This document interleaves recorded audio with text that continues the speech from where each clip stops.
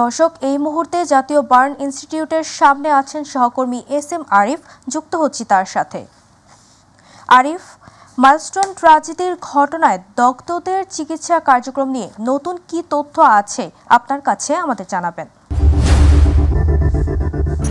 তাবাসসুম, মাইলস্টোনের যে দুর্ঘটনা সেখানে যে বার্ন ইনস্টিটিউশনে ৪৫ জন যে রোগী রয়েছেন, দগ্ধ রোগী, তাদের চিকিৎসা সেবাও চলছে এবং এই চিকিৎসা সেবায় নতুন করে যোগ হয়েছে ভারতীয় একটি চিকিৎসক দল। ৪ সদস্যের সেই চিকিৎসক দলে ২ জন চিকিৎসক এবং ২ জন নার্স। আমরা গতকালকেই জানি যে গতকালকে রাতেই তারা বাংলাদেশে এসে পৌঁছেছেন এবং আজকে সকাল থেকে তারা যোগ দিয়েছেন এই চিকিৎসা সেবায় বার্ন ইনস্টিটিউশনে। এবং এছাড়াও কিন্তু এই চিকিৎসা সেবায় যুক্ত আছেন সিঙ্গাপুরের একটি বিশেষজ্ঞ চিকিৎসক দল। সেখানে একজন চিকিৎসক এবং ২ জন নার্স সেখানে যুক্ত রয়েছেন।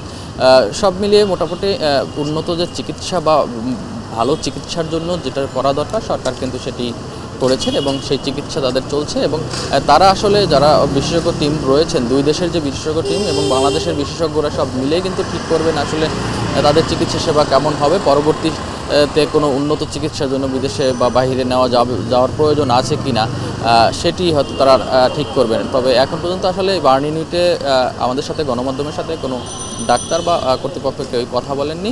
আমরা গতকালের সর্বশেষ যে আপডেটটি আমরা পেয়েছিলাম, বিশেষ করে প্রধান উপদেষ্টার প্রেস উইংয়ের পক্ষ থেকে, সেখানে জানানো হয়েছিল যে মৃতের সংখ্যা 29 জন এবং 57 জন আহত রয়েছেন, বিভিন্ন হাসপাতালে তারা চিকিৎসা নিচ্ছেন। এবং সেই 57 জনের মধ্যে বেশিরভাগই কিন্তু বার্ন ইনস্টিটিউশনে রয়েছেন, 45 জনের মতো। এবং আপনি জানেন যে বাংলাদেশে আসলে এই একটি মাত্রই জাতীয় বার্ন ইনস্টিটিউশন রয়েছে, সেখানেই আসলে এই দগ্ধ রোগীদের চিকিৎসা সবচেয়ে বেশি ভালো হয়। সে কারণেই এইখানেই আসলে সবচেয়ে বেশি রোগী ভর্তি এখন এইখানে রয়েছে।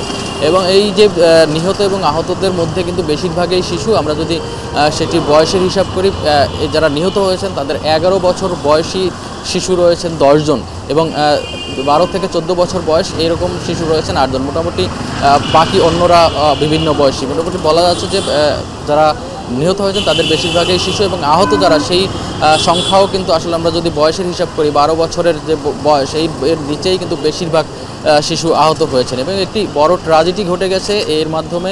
আপনি জানেন যে আহত এবং নিহতের ঘটনা নিয়ে কিন্তু অনেক ধরনের কথা উঠছে বিভিন্ন সোশ্যাল মিডিয়া থেকে শুরু করে। আমরা দেখেছি যে মাইলস্টোনের শিক্ষার্থী সহ বিভিন্ন শিক্ষার্থীরা কিন্তু এই নিহতের যে প্রকৃত ঘটনা উদ্ঘাটনের দাবিতে অনেক সময় বিক্ষোভ করেছেন, তারা অনেক ধরনের তথ্য দিচ্ছেন। তবে সব মিলিয়ে কিন্তু সেইগুলো সঠিক যে নির্ধারণ আহত এবং নিহতদের, সেটির কারণে কিন্তু একটি কমিটিও গঠন করা হয়েছে রাজধানী যে মাইলস্টোন স্কুল অ্যান্ড কলেজ রয়েছে সেই কর্তৃপক্ষের মাধ্যমে। তবে সব মিলিয়ে বলা যায় যে এই আহত এবং নিহতদের যে প্রকৃত ঘটনা, এটি সবাই চায় যে সবাই সামনে আসুক এবং এই কমিটির মাধ্যমে সেটি সামনে আসবে বলে আমরা মনে করি।